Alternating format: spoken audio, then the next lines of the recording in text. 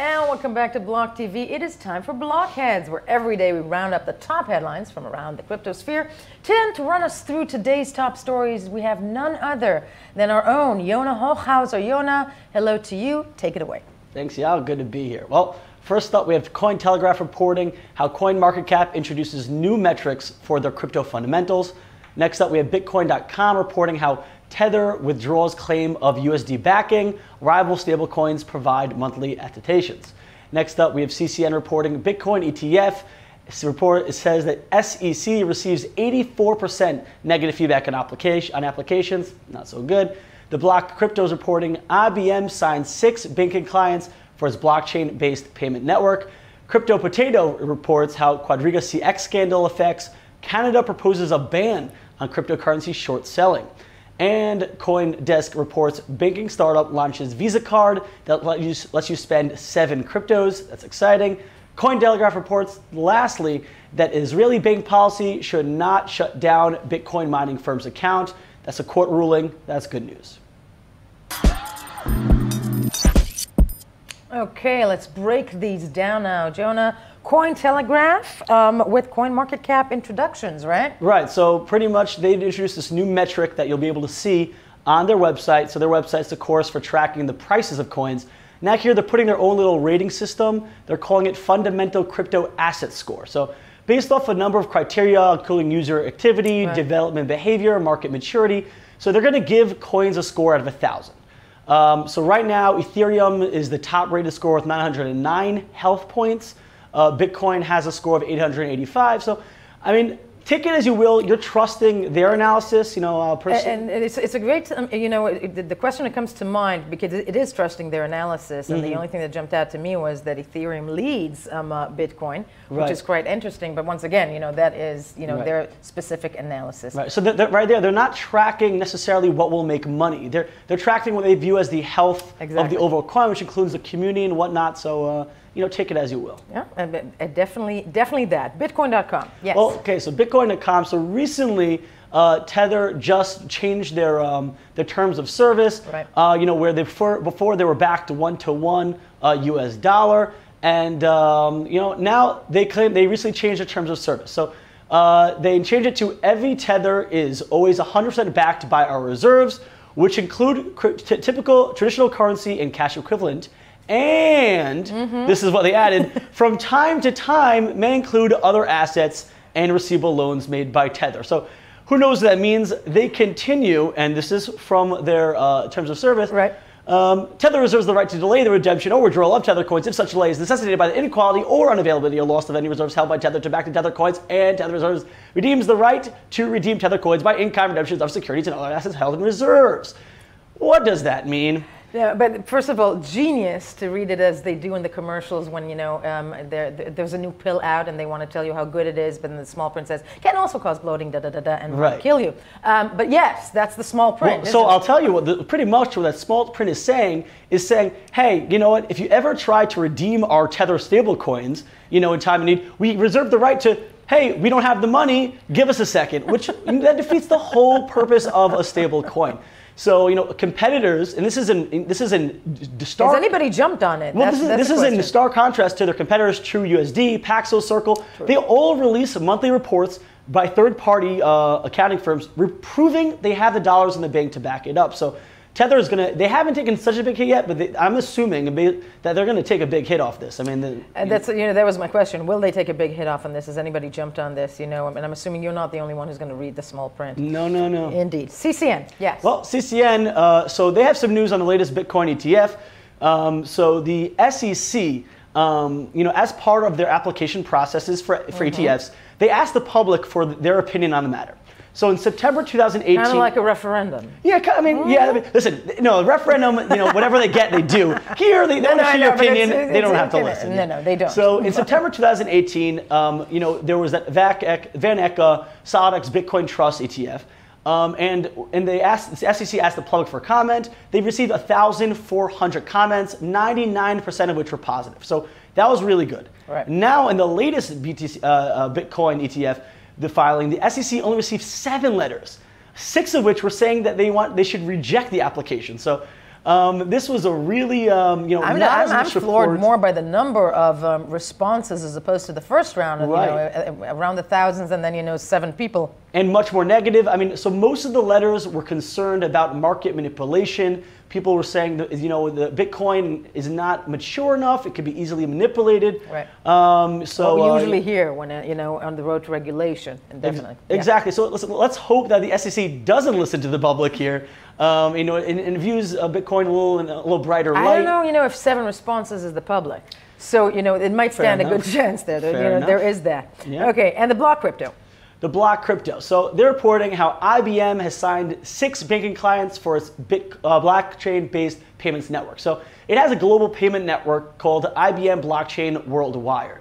That's built on the Stellar blockchain. And according to their press release, they have enabled payment locations in 72 countries. They'll have 47 currencies and 44 banking endpoints.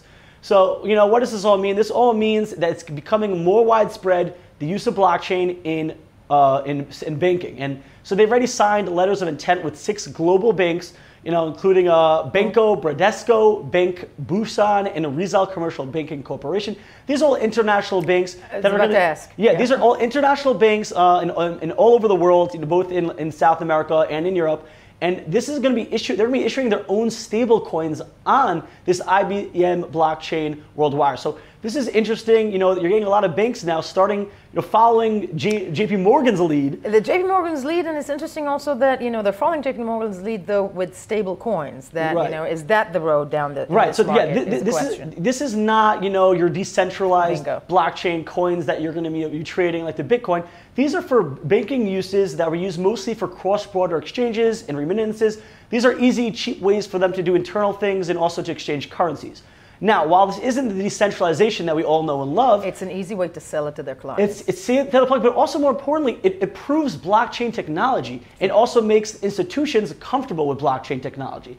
And so this does good things because once the institutions are comfortable with it and once people are aware of it, this increases adoption and makes it easier for regulators to kind of swallow blockchain. A key word being here, developing trust in order to progress the market. And yes, crypto potato. Crypto potato. So, Quadriga CX, we'll never hear the end of it. So they wrote an article about the scandal effects. So Canada is now proposing a ban on cryptocurrency short selling and margin trading. So the Quadriga CX didn't only fuck its clients, but now it seemingly fucked all Canadians because the country's local regulators Sadly, that happens so much. Yeah, okay. Yeah, so the country's local regulators are now, because of the clusterfuck that was that exchange, so now they're looking to limit the country's exchanges and they're trying to ban short trading and margin trading, which are both crucial tools for professional traders.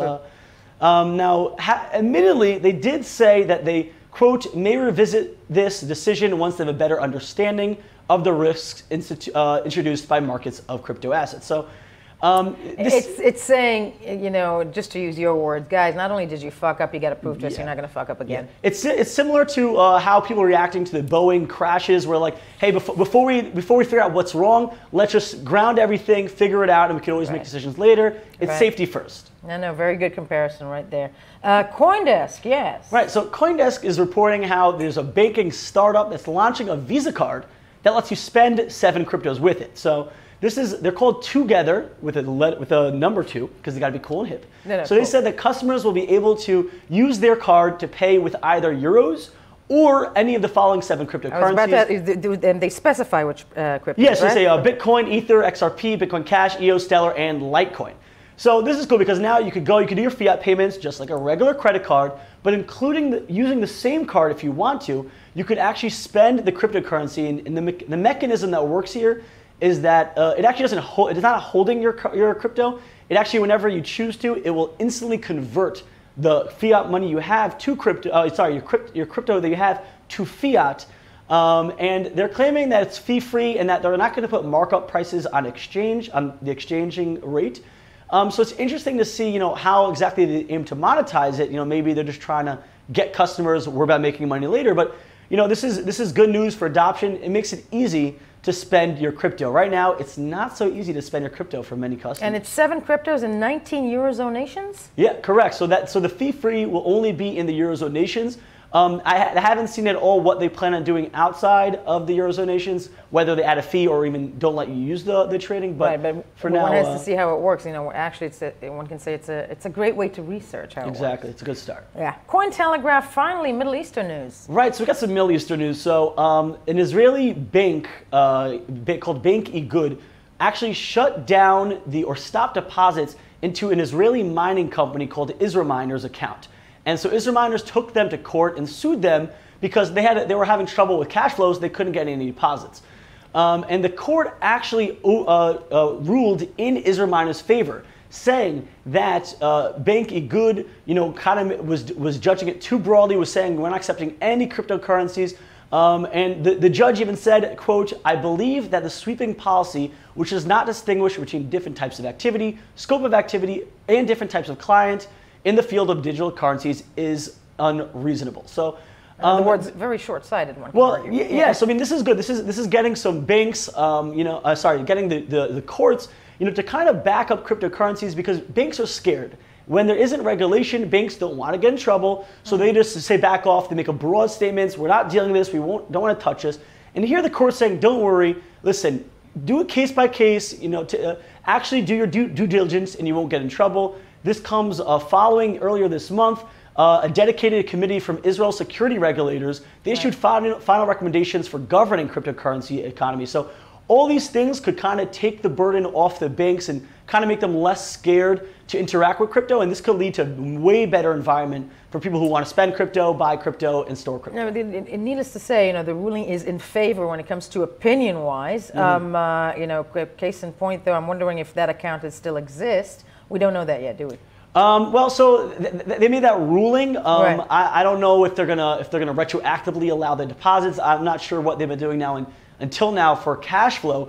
But definitely going forward, now the banks feel a little more comfortable, both with the judge's ruling as well as with the committee's ruling.